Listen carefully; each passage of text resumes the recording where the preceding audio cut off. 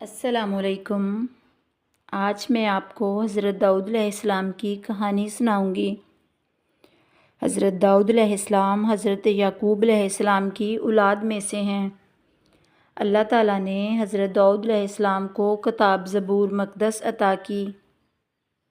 اللہ تعالیٰ نے حضرت داؤد علیہ السلام کو نبوت کے ساتھ بہت بڑی بادشاہت بھی عطا کی۔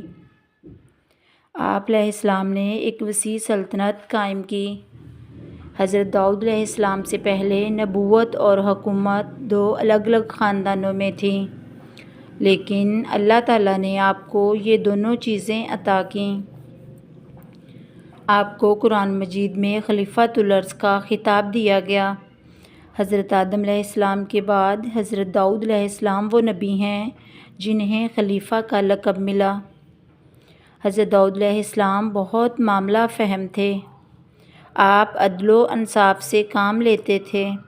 اللہ تعالیٰ نے سورۃ صاد کی آیت نمبر 20 میں فرمایا ہے، اور ہم نے داؤد کی سلطنت کو مضبوط کر دیا تھا اور انہیں حکمت دی تھی اور بات کا فیصلہ کرنا سکھایا۔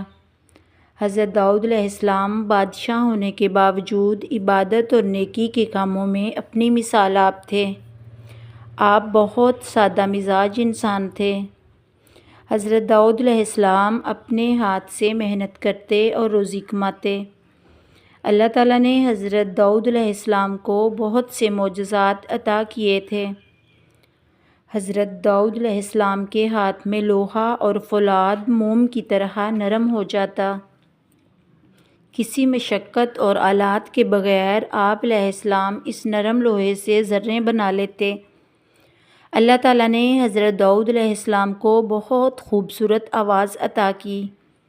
جب آپ علیہ السلام زبور کی تلاوت کرتے یا اللہ تعالیٰ کی حمد و ثنا کرتے تو انسان، پرندے اور پہاڑ آپ کے ساتھ مشغول ہو جاتے۔ حضرت محمد صلی اللہ علیہ وآلہ وسلم نے فرمایا، اللہ تعالیٰ کو سب سے زیادہ پسند حضرت داؤد علیہ السلام کی نماز تھی۔ حضرت داؤد علیہ السلام آدھی رات سوتے، پھر اٹھ کر رات کا 1/3 حصہ عبادت میں کھڑے رہتے، پھر رات کے آخری حصے میں سو جاتے۔